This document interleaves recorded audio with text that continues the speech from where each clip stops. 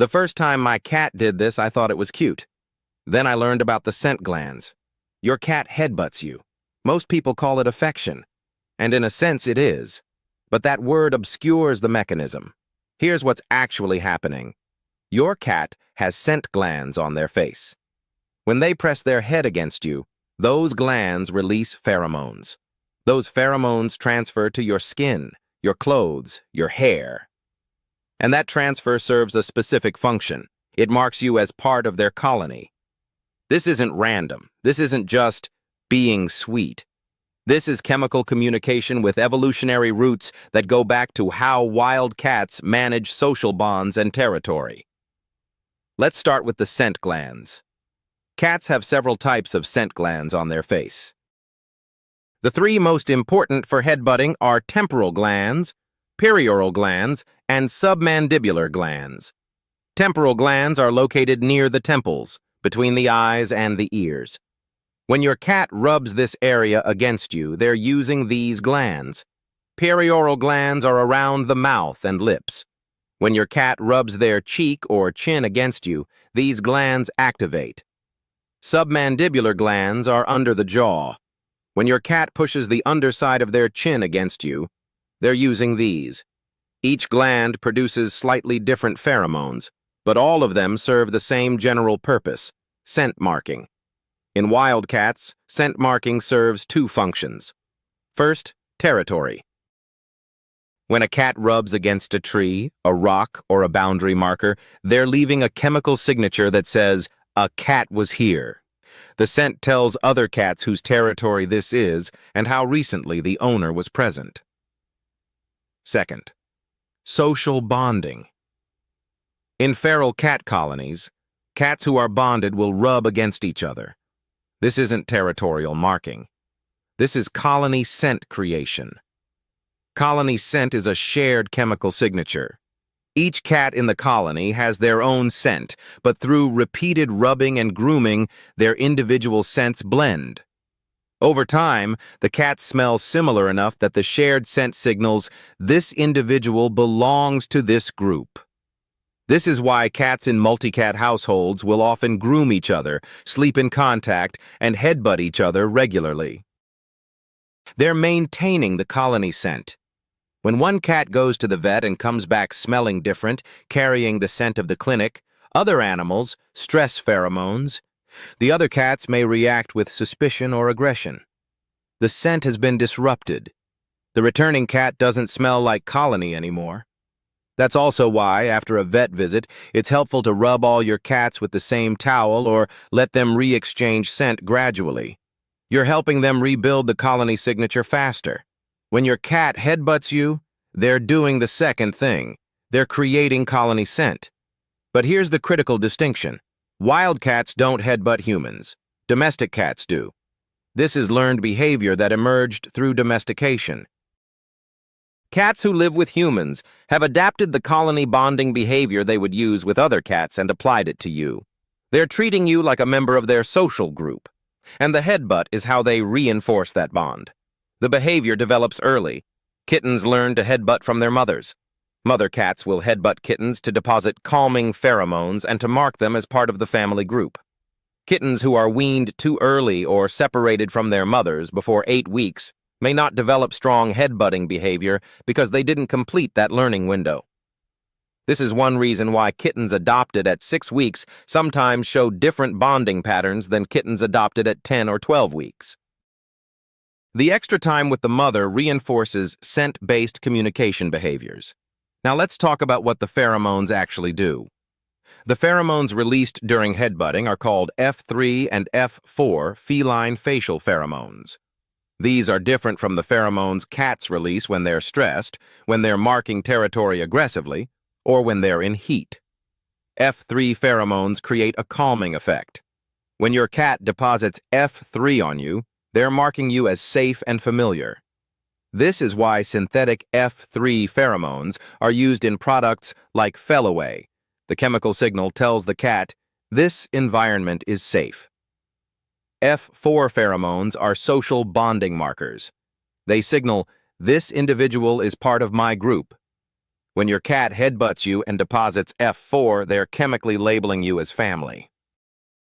Both pheromones serve the same ultimate function. They reduce the cat's stress response when they encounter you. Your scent, now mixed with their scent, becomes a safety signal. This is bidirectional. When your cat headbutts you, they're depositing their scent on you, but they're also picking up your scent. The exchange creates a blended signature that signals mutual belonging. Over time, if you have multiple cats, they'll start to smell similar to each other because they're all exchanging scent with you and with each other. That shared scent is the colony marker. Now here's where it gets interesting. Cats don't just headbutt people. They headbutt objects, furniture, doorways, and other animals. When your cat headbutts furniture, they're not bonding with the chair. They're marking the environment as safe and familiar. The scent on the furniture creates a territorial map. Every time the cat encounters that scent, their brain registers, "This is my space." When your cat headbutts doorways or corners, they're creating scent boundaries. These marks help them navigate their territory. The scent tells them where they are within the space and reinforces the mental map. When your cat headbutts another cat, that's social bonding. If the other cat accepts the headbutt and reciprocates, it signals mutual recognition and low aggression. If the other cat rejects it, that signals tension. When your cat headbutts you, it's the same as headbutting another cat. They're offering a social bond. And if you accept it, by staying still, allowing the contact, or reciprocating with gentle touch, you're reinforcing that bond. But some cats headbutt more than others, and the intensity varies. Cats with secure attachments headbutt frequently. They've learned that the behavior strengthens the bond and reduces stress. The feedback loop is positive. Headbutt leads to pheromone deposit, which creates safety signal, which reduces cortisol, which reinforces the behavior. Cats with avoidant attachment styles may headbutt less or not at all. They've learned different bonding strategies. The absence of headbutting doesn't mean the absence of attachment. It means the cat expresses attachment differently, and some cats are simply less chemically communicative. Just as some people are more verbally expressive than others, some cats rely more heavily on scent communication, while others use different channels, vocalization, proximity, or visual signals. Now let's talk about targeting. Most cats have a preferred body part they headbutt. Some cats target hands, some target faces, some target legs or feet. The choice isn't random. Cats who headbutt hands are often seeking interactive engagement. Hands are associated with petting, play, and food provision. Headbutting a hand signals, "I want interaction." Cats who headbutt faces are seeking proximity to your primary scent source. Your face carries the strongest concentration of your individual scent. Headbutting your face allows the cat to deposit their scent at your strongest scent point, creating a more potent blended signature. Cats who headbutt legs or feet are often marking you in passing. This is lower intensity bonding. The cat is maintaining the colony scent without demanding sustained interaction. Some cats headbutt your head or hair. This is the highest commitment version. Hair retains scent well, which means the pheromone deposit lasts longer. A cat who headbutts your hair is investing in long-term scent marking. And some cats will headbutt and then immediately rub their entire body along you, starting with the face, then sliding their side, flank, and tail along your leg or arm. This is called allo rubbing, and it's the full-body version of scent exchange. The cat is maximizing contact points to create the strongest possible colony scent blend. When a cat does this, they're not just marking you, they're covering themselves in your scent too. The exchange is mutual and deliberate. Here's something most people don't know. The force of the headbutt matters. Gentle headbutts are calm bonding. The cat is depositing scent without urgency. This is maintenance bonding, reinforcing an existing connection. Forceful headbutts can signal excitement or intense bonding desire. The cat is pressing hard to maximize pheromone transfer. This often happens after you've been away, after a stressful event, or when the cat is particularly happy. Some cats will headbutt so hard they knock objects over or push your hand away. This isn't aggression. This is enthusiasm. The cat is so motivated to deposit scent that they're applying maximum pressure. If your cat does this, it's a strong attachment signal. They're not just bonding casually, they're bonding intensely. But there's one behavior that looks like headbutting but isn't: head pressing. Head pressing is when a cat presses their head against a wall, floor, or object and holds it there without rubbing. This is not scent marking. This is a medical red flag. Head pressing can indicate neurological issues, liver problems, or toxicity. If your cat is pressing their head against surfaces and holding the position, especially if they seem disoriented or unwell, a vet visit is urgent. The distinction: headbutting is dynamic. The cat rubs, moves, and re-engages. Head pressing is static. The cat holds the position and seems stuck. If you're unsure, err toward caution.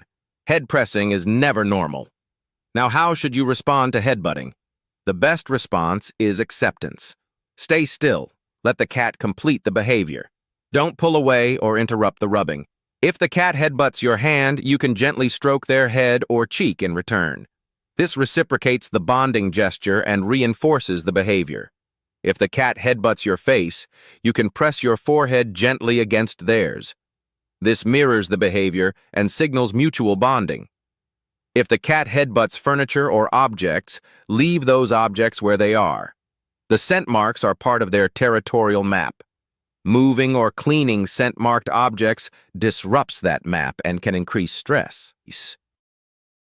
When a cat gently bumps their head against you, it's their way of connecting.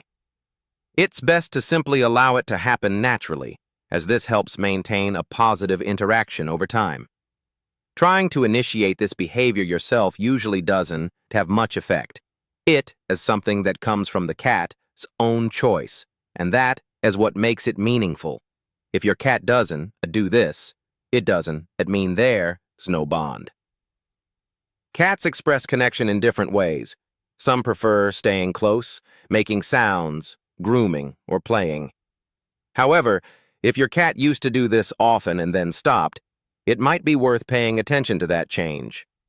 A sudden change in bonding behavior can indicate stress, illness, or environmental disruption.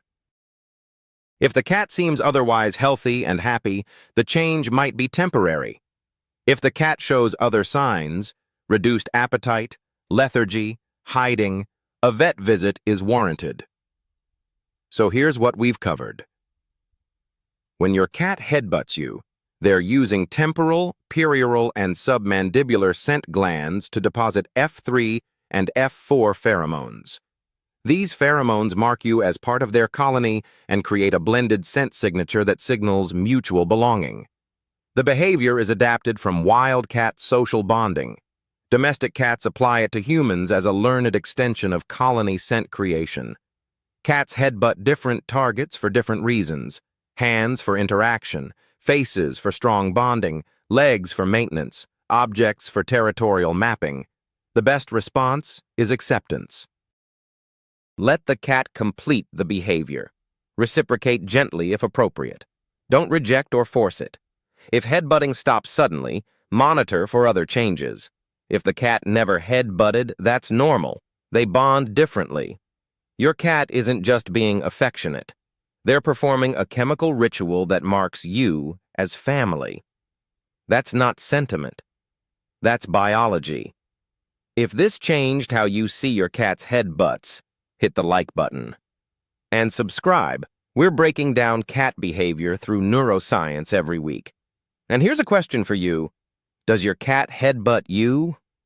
What part of your body do they target most?